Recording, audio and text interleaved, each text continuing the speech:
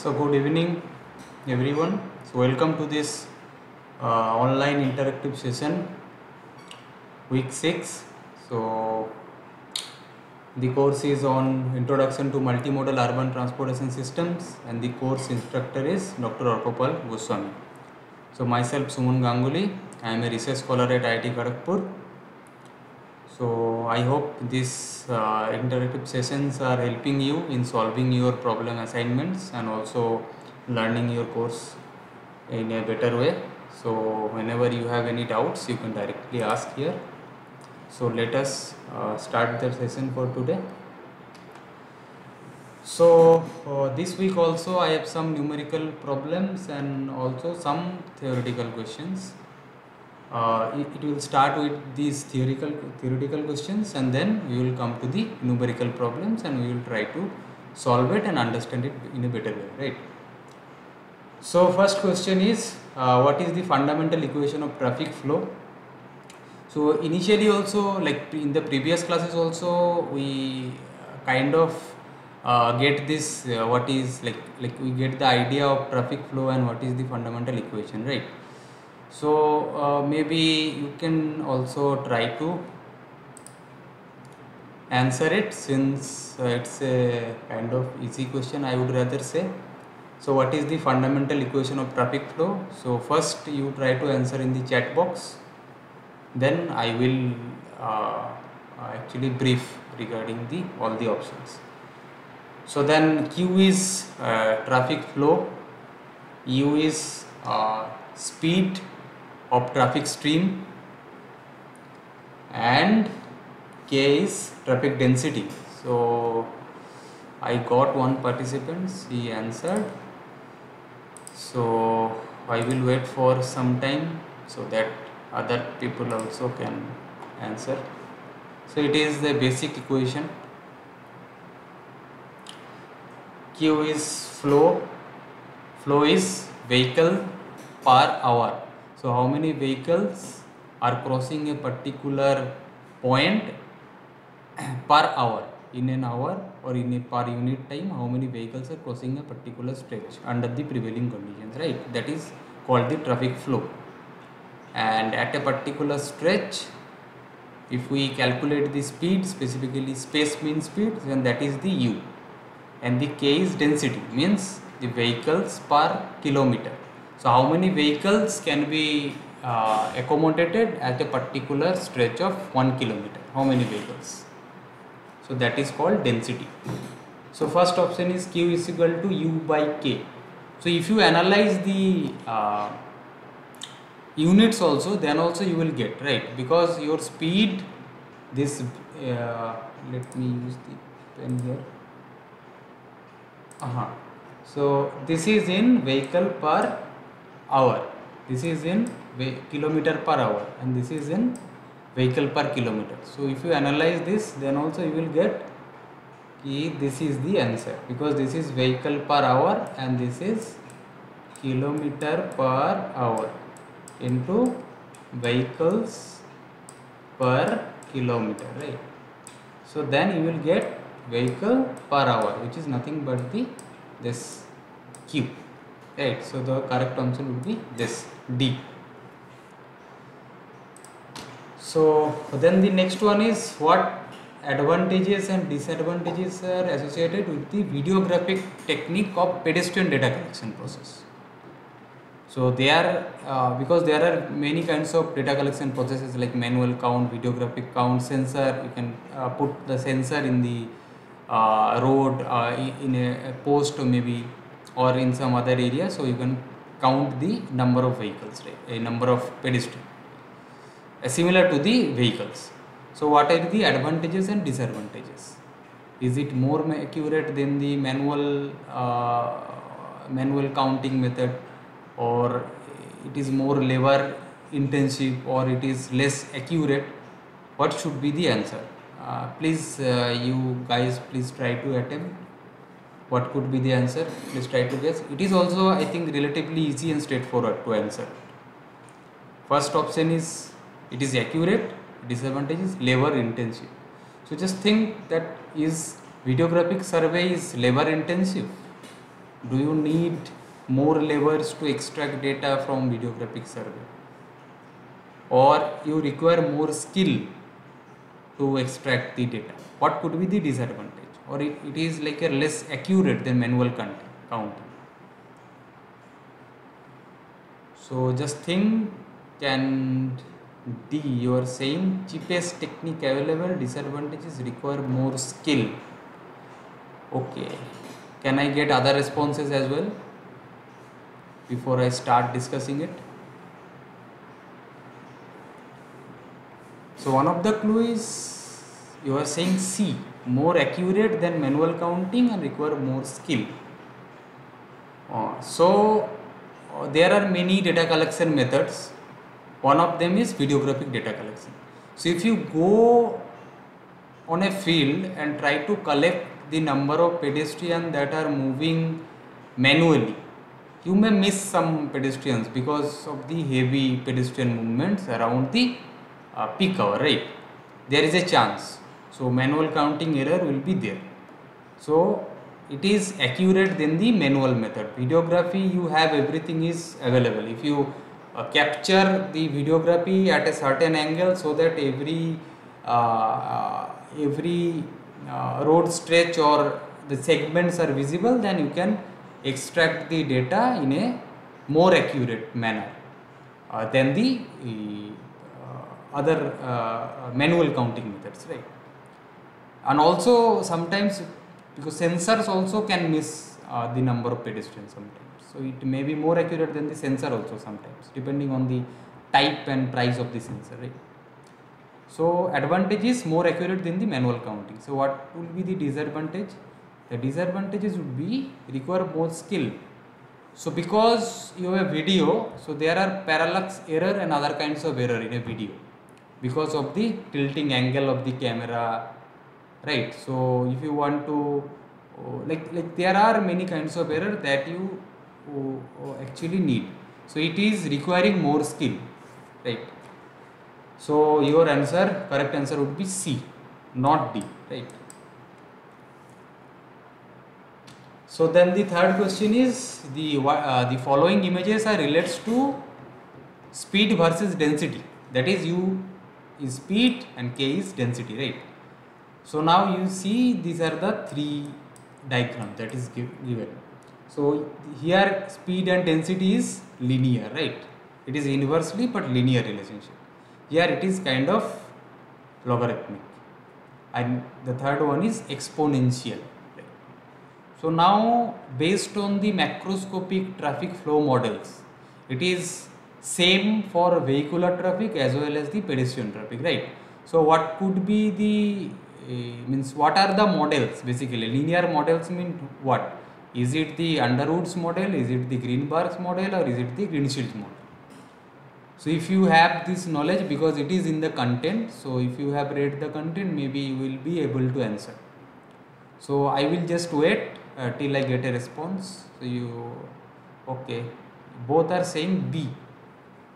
So both are saying ki linear is Greenfield, then it is Greenberg is logarithmic, and Underwood's is the exponential. So actually then I don't need to discuss, actually it is true. Greenfields is the linear one, Greenberg is the logarithmic one, and the Underwood's would be the exponential relationship, right? Because of the, if you see the curve also, you will see this is the exponential curve, right? This is kind of logarithmic trend and this is the linear trend. So I am not going into the details of those macroscopic flow relationships, because that will be hard to explain in this class. So maybe later on we can see. So I am going straight to the next question. So then in pedestrian flow models, what do you mean by single speed regime?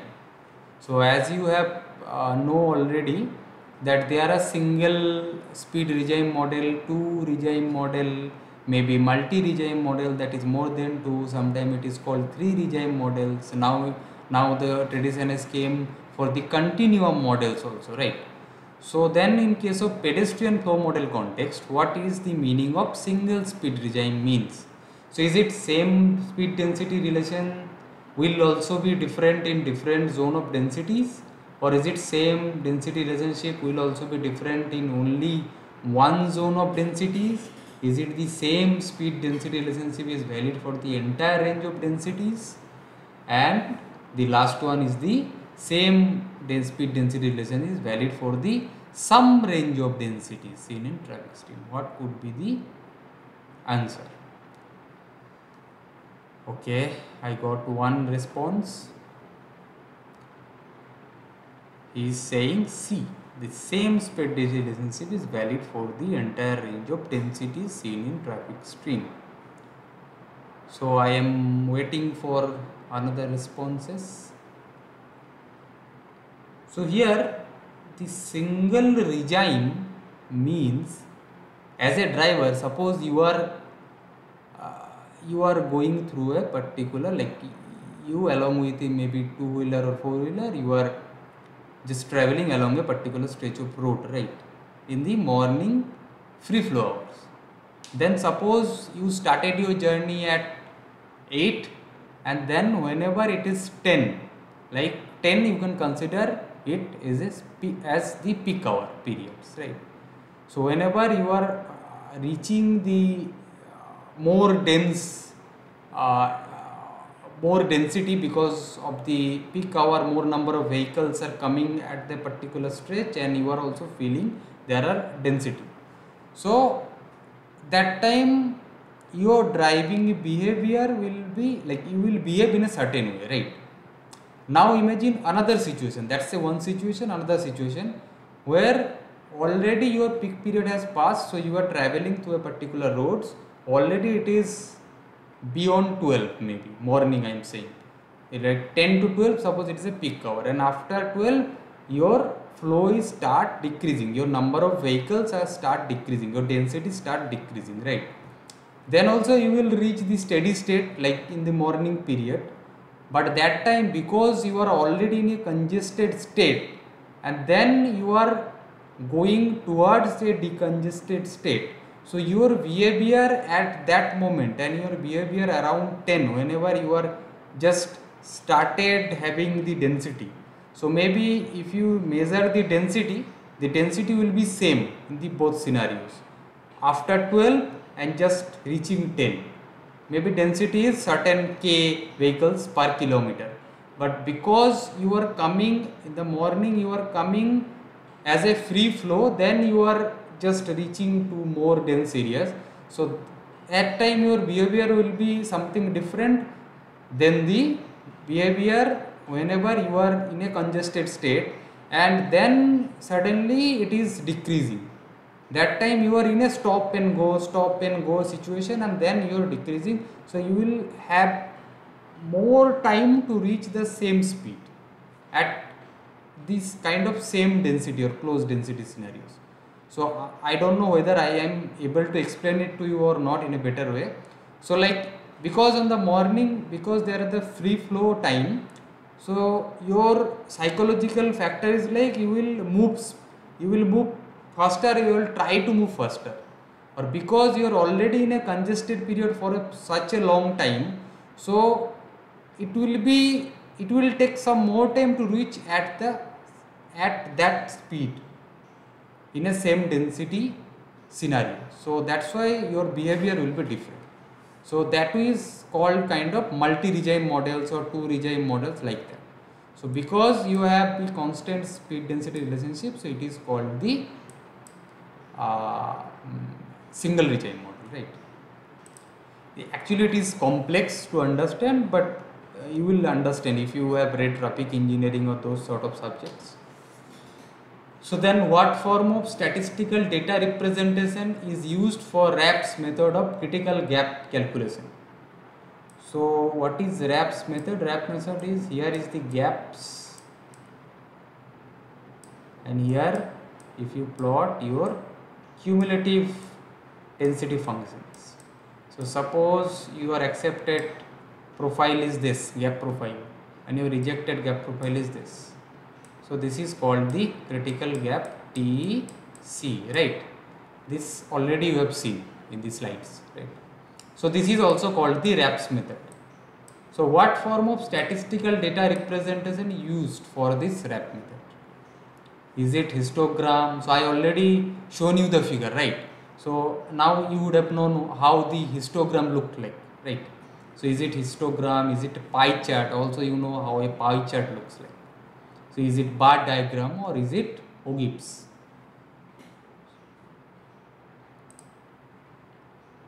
So you are saying it is OGIPS. So I will wait for some more minutes or seconds, I would say, so that other participants also will able to answer it. So is it histogram? Is it pie chart? Is it bar diagram? Is it OGIPS? So what kind of statistical data representation is this? It is the figure that I am showing here. So it is the accepted gap, it is the rejected gap, and this is the critical gap, right? So it's a kind of, so it's called the Raff method of critical gap calculation. So what do you call these statistical data representation techniques? So generally how histogram is look like. So if you see histogram is like this, right? Like this, frequency. If you plot frequency and observations, it is like that, right? So our pie chart, we already know about the pie chart, like that. How many percentage of male and female along a population, or what are the other different kinds of modal split or number of vehicles along a particular street, right? So then also bar diagram we would have known. So actually it is called OGIPS. If you don't know, it is called OGIPS. This kind of representation is called the OGIPS, right? So then determine the pedestrian critical gap. So I already have shown you the figure, accepted gap, rejected gap, and the critical gap, right? If you plot the gaps along with the cumulative frequency, not frequency, cumulative CDF function, what is called cumulative density frequency plot, right? So now you need to calculate. You may not be able to exactly calculate the number, but if you calculate it, you will get the closer value, and because these values are apart, so you will be guess it. And if you plot it in a Excel sheet, you will get the exact result, right? So now, do you want to try it? I think before I start explaining how to do it, and maybe I will give the values also. So I can give you a hint. So for each gap, you need to calculate number of accepted gap and number of rejected gaps. Then you need to plot it. So what is this length of gap represented here? Here it is length of accepted gap and their frequency, it is given. So it is given at a certain range, 0 to 1. Along within this interval, how many vehicles actually accepted a gap between 0 to 1. How many vehicles, or here pedestrian, rather I would say pedestrians, are accepted the gap between 1 to 2 seconds. How many pedestrians? Like that 15 pedestrians are taking a gap of between 1 and 2. It's not a single value because these are kind of stacked values, right? Because if you have large observation, then you want to stacked values, and then you need to calculate. Like in intervals, you will put up the values, then you will just add those observations, and that's called the frequency, right? So I would say that if your length of gap is 0, then your number of accepted gap is also 0. Then what is your rejected gap? So 0 means it's like no gap is accepted at a interval of 0, right? So you can say my rejected gap is all the gaps are been rejected. Nothing has been accepted, right? So if you add this number, I think you will get 15 plus 5, 20, to 45, 80, 104, 146. So 146 is your number for this. So for the next interval 0 to 1, because I am using the mouse, so pardon me regarding this handwriting. So I think you will get my point. So 0 to 1, the accepted gap is 5, right? then your number of rejected gap is 141. Just deduct 146 minus 5, 140. So now if you calculate 1 to 2, your accepted gap, cumulative accepted gap, because you remember the last I told you the cumulative CDF function, cumulative accepted gap. It is not the frequency but the cumulative frequency. You add those frequencies together, right? So now your 15 plus 5 is 20. And then 46 minus 20 is 126. And then if you go like this, then 2, 2, 3, you will 5. This is 25, 15 and 5. This is 45.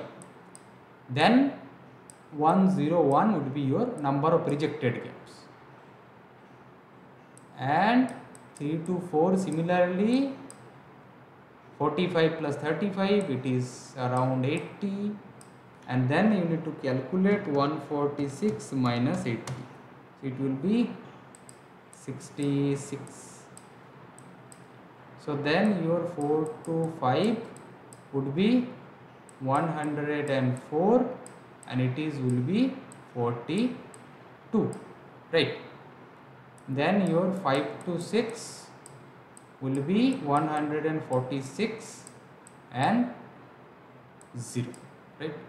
So now if you plot it in a diagram by just labeling this as the gaps, suppose length of the gap is 0, then 1, then 2, then 3, and then 4, then 5, then 6. So 0, 1, 2, 3. So you will get kind of this figure, and you will find that it will be around 3.8. So shall I wait till you calculate and get the result?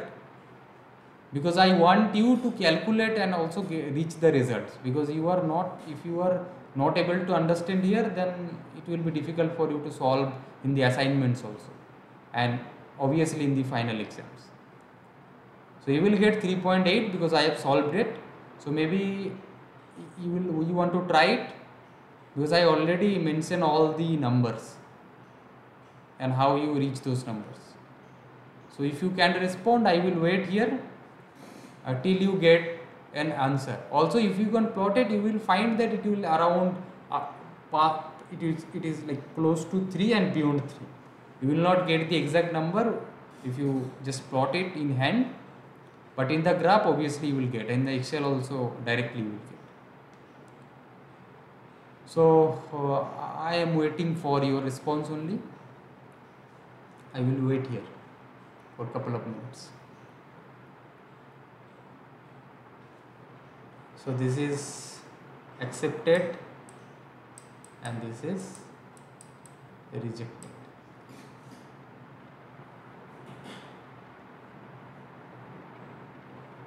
Accepted and rejected.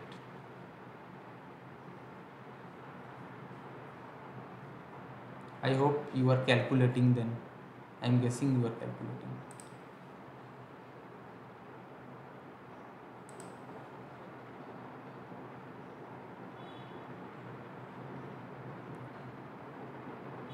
Kindly respond if you are able to understand it or not, at least.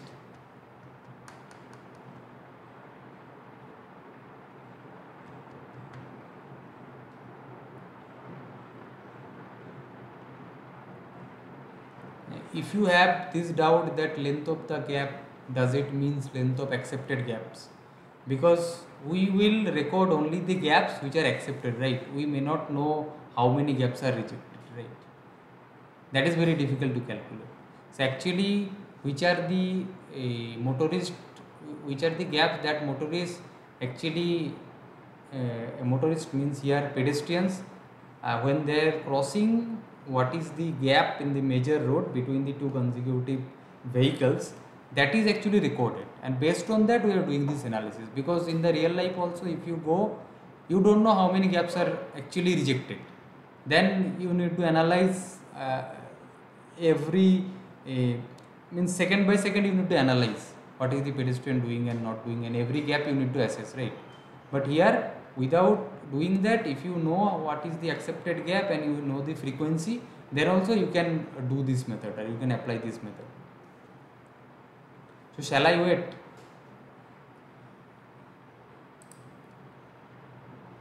Shall I wait, or shall I go move to the next question?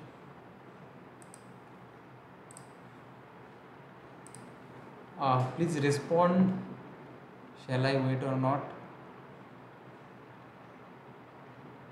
Okay. Then the next is, given the following equation of speed density relationships, determine the other flow parameters, that is QP. QP means the pedestrian flow and the KP means the density. QP, then second one is flow versus speed, third one is flow versus space, pedestrian space, that is 1 by density. So you have an equation that has been given, Vp equal to 60 minus 10 Kp, right? Speed and density relationship is given. So now you need to say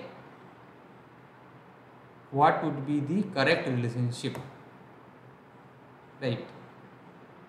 So here you need to say what is the correct relationship between these parameters. Is it this? So I will give you a clue, then you will answer only. So your Q is what? Q is equal to Kp into Vp. This is your Q.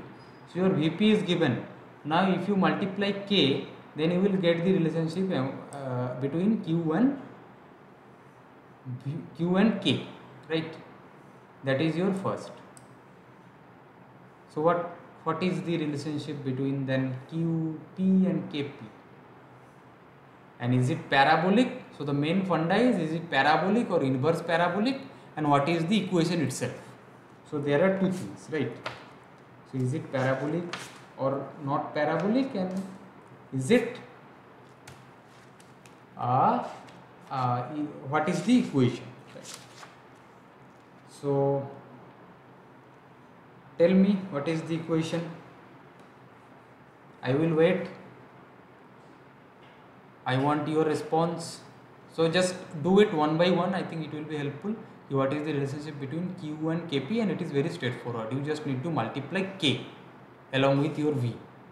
So then what would be the answer?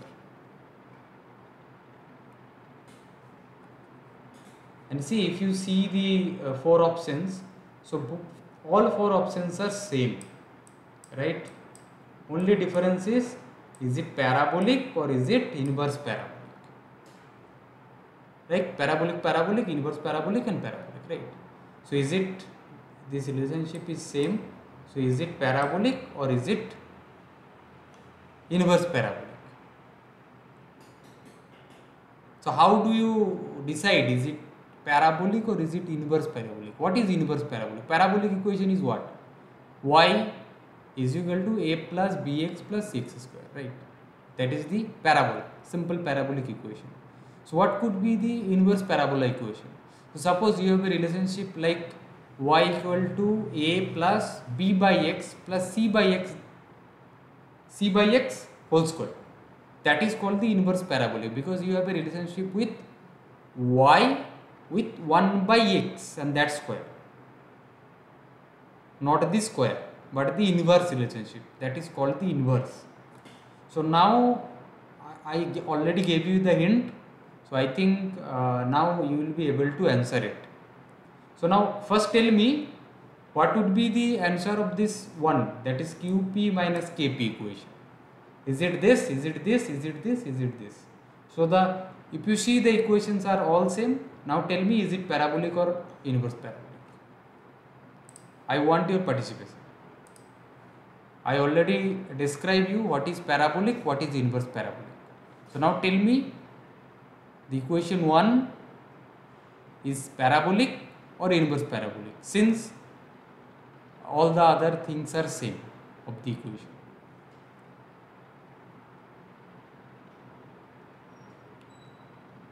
So if you have a relationship between y and x, x means x and x square because you have a parabola. So that is called the parabolic equation. And what is the inverse parabolic? If you have a relationship between y and 1 by x square, or x to the power minus 2 or x to the power minus 1, this kind of relationship. Now tell me what would be the answer?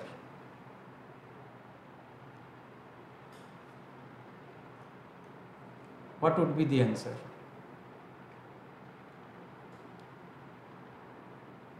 So I think I should brief because you are not responding. So see, your Vp is 60 minus 10 kp, you need to multiply it with kp, right? Then here this will be 60 kp minus 10 kp square. So see the equation, 60 kp minus 10 kp square. 4 the equations are same, all the equations in the 4 options. So now you have a relationship between Qp and Kp square and Kp. It is not 1 by Kp or 1 by Kp square or Kp to the power minus 2. It's not like that.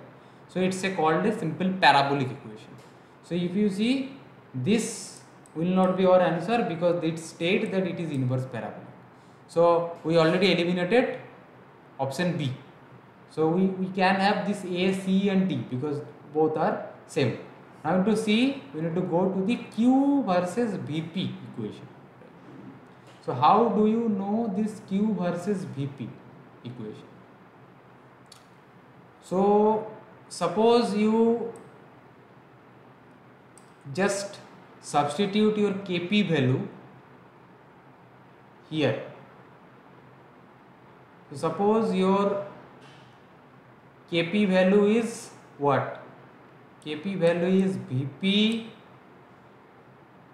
minus Vp plus 60, right, by 10. It is your Kp. It is your Kp. So now Q is equal to Kp into Vp. So suppose I just here I will use this Kp value. So now Kp value is this into Vp. So suppose your value is like that, minus Vp square by 10 plus 6 Vp. This is equal to Q. Now you see what would be the equation. So Qp is equal to 60 Vp, we can say. If we do this, this is 60 Vp, right? This is 60. So 60 Vp minus Vp square by 10 because 10 is there in the denominator. So this is the equation.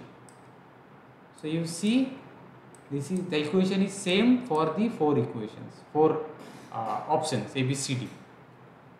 So now is it parabolic or inverse parabolic? The same question.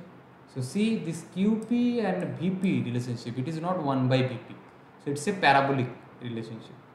So you see this already we have crossed it. So we will check A, C, D and D. Then this is inverse they have written. So we eliminated 2 options B and C.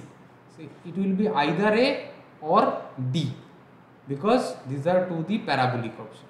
So now the last is Qp versus S. So already we have a relationship between Qp and Kp, and your S is nothing but 1 by Kp. S is pedestrian space and K is density. So now you just substitute 1 by S. So 60 by S minus 10 by S square. So 60 into 1 by S minus 10, both here it is 65. So you can also eliminate this D here, and you see it is Q with the relationship with 1 by S or S inverse. So that's why it is a inverse parabolic. So our option would be option A here. So did you understand it, or any part of the question that I need to discuss again? So if you say that you are able to understand it properly, then I will go to the next question. Right. Tell me, should I go? or shall I wait if you want to understand something? Okay. So consider this data. This is density, this is speed.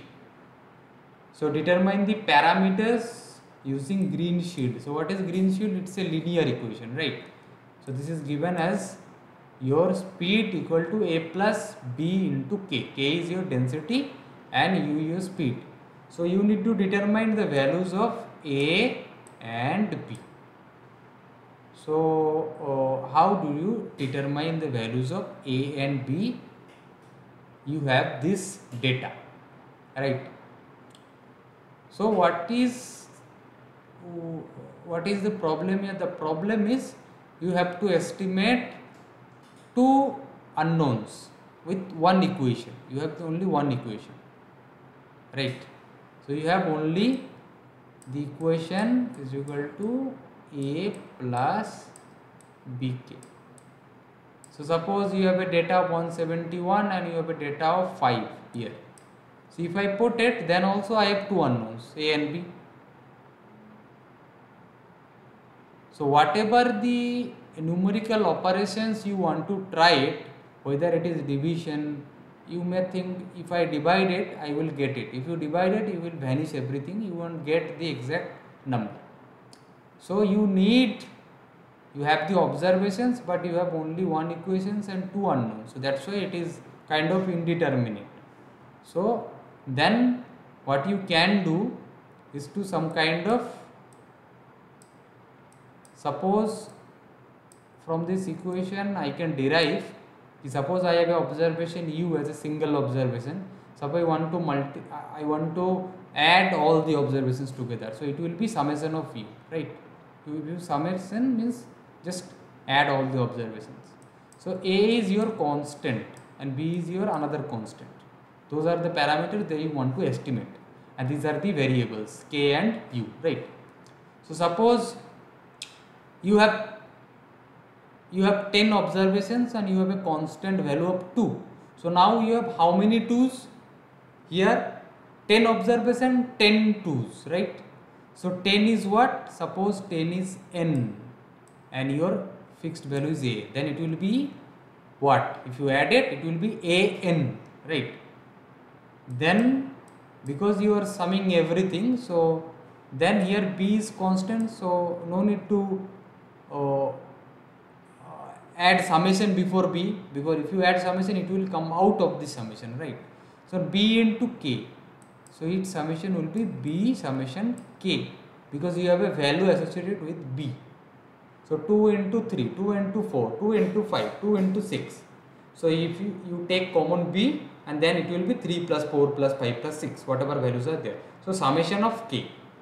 So now you have this equation, this is called 1. Suppose I am saying I will do like this, summation of u and k. So here I will add another k. Whenever I am having a summation u and I am multiplying with summation k, right? Then it will be a summation k, because your a will be common, right? Plus b summation k square. So now you have two equations and two unknowns. Now you will be able to solve it. So suppose you know what is the value of summation of u, right? You know what is the value of summation of k, because if you add it, then you will get summation of u. So suppose you will get these values as, suppose then what will be your values, right? So your summation of u, it is 199 if you add it, and then it will be 1290, right? This is known, this is known, this is known. What is unknown? A and B, right? Two unknown, and you can construct an equation, right? So what will be the equation final from? So it will be A is equal to 199 minus 1290p divided by 10 number of observations. So this will be your A. Now you want to substitute this A here. So if you substitute it here, so now you see, you know summation of K, you know summation of UK, you know summation of K square, right? Because K's values are given and U values are given. So you can calculate B, right? So what will be the summation of UK? So if you calculate it, so if you multiply this with this for every values, for 10 values, and if you add up those values, so you will get summation of UK is equal to 22409. This will be your summation of UK value. K and U, K and U, K and U, and just add them up, right? So now you know this, you already calculated this summation of K, which is 1290. You know, you don't know summation of K square, but if you square it, each term individually, and if you add them up, right, so you will get summation of K square. So your summation of K square, I think it will come up is 190,328. Now if you see, if you substitute this equation here, your A is substituted by B, right? So now you can calculate what is your B. So final B will be your what? Minus 0.136. This will be your B. And your A will be close to 37. So this is called actually method of least square. But for simplification, I have just explained to you how you can derive this kind of equation with U is equal to A plus BK, so that you don't need to remember the equation all the time. You can derive it by taking the summation of U and summation of UK and then calculate it accordingly, right? So what will be the answer here? So your A is this, your B is minus 0.136, means 14 if you round of it. So U A plus BK, so this will be your answer B. So did you able to understand, or you have some difficulty? Tell me. Then only I will go beyond, because you may be understanding it or may not be. Because since I am not using any writing pad, so it will be difficult for me to write also, and maybe not every points that I am writing.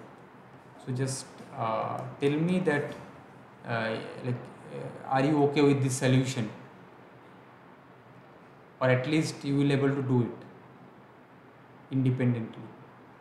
If you have given some other data, I need to calculate this, you will be able to do it. Is it okay? So this is another question. A 3.5 meter wide footpath is there around an institutional area. Right. So it has a guard rail on both sides. So you have a footpath and you have a guard rail at both sides. Right. Existing peak flow rate is 1000 pedestrian per 15 minutes. So what will be the pedestrian level of service considering pedestrian at the institutional area? So I have given you the Indian highway capacity manual values for level of service determination as per the different land uses. So here the land use is institutional. So I have given you the institutional land use criteria, right? So now what you need to calculate, your measure of effectiveness is this, pedestrian per minute per meter. So already you have given that 1000 pedestrian per 15 minute. So if you divide 1000 pedestrian by 15 minutes. So then what will be your value? Your value will be 66.67 pedestrian per minute. Now you need per meter, that is per width. How many pedestrian per minute is there per width or per unit width, I am saying. So although your width is 3.5 wide, because you have some guardrails, so you will have some side distance, right? We will tend to we will not use some portion of the distance too close to the guardrail.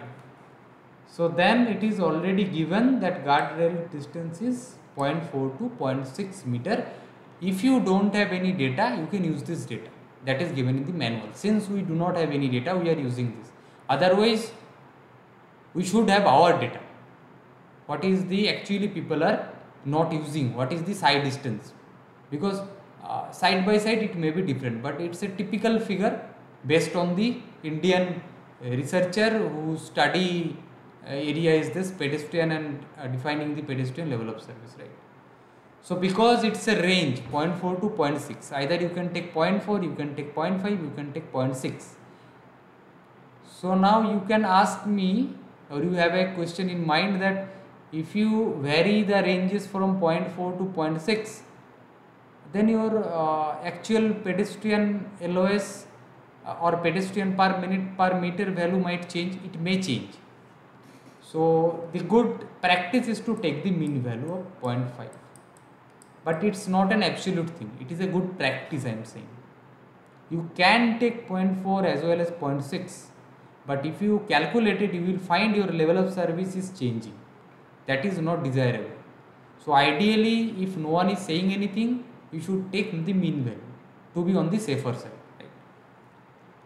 So now your 66.67 is your pedestrian per minute. So now your 3.5 meter width is you are saying level of service C, A and C. Okay, let's calculate it. So 3.5 minus 1 is 2.5, right, your effective width. So suppose you have 66.67 by 2.5, then you have 26.67. So 26.67 is this, then your level of service is C. So whoever is telling me, he is correct, it is C. Now tell me, because you have calculated, now tell me, if your 3% annual growth is observed in your pedestrian flow, then what will be your PLOS after 1 year? What will be your pedestrian level of service after 1 year, considering you have a 3% annual growth? I will not calculate, because since you have already calculated, you will try to calculate it. So your pedestrian flow now changes because you have a growth of 3% annual growth. Now tell me what will be the new value. What will be the new value? Right. Tell me. All other criteria are same. What will be the new value?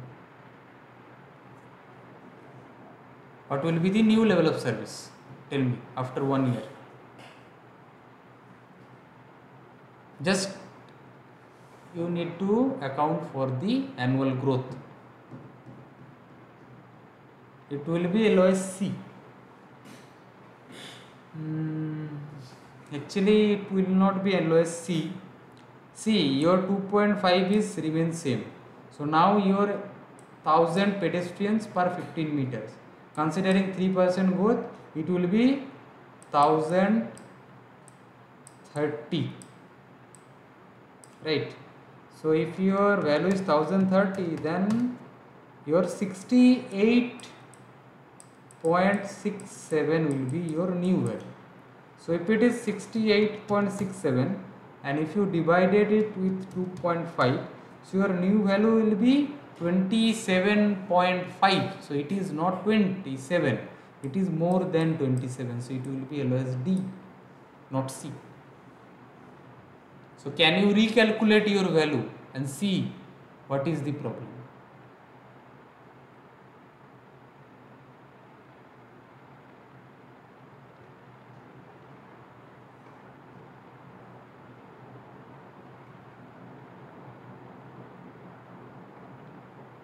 what is your what is your value of this measure of effectiveness, that is pedestrian per minute per meter, that is pedestrian flow per unit width. What is the value? It will be more than 27, maybe slightly, but based on the criteria, if it is more than 27, okay, you should do it on both sides, because it is given in the both sides, right? So I hope I am able to convey this numerical problems as well as the theoretical ones. So now if you have any difficulty or anything to ask regarding the week 6 content, not only these questions, you can ask. Otherwise we will close the session. I will wait till I get a response from all of the participants.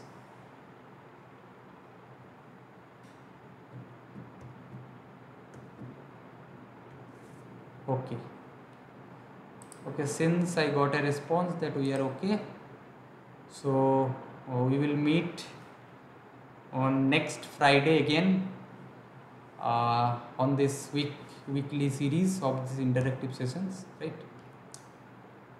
So then I am closing the sessions for everyone, right? Okay.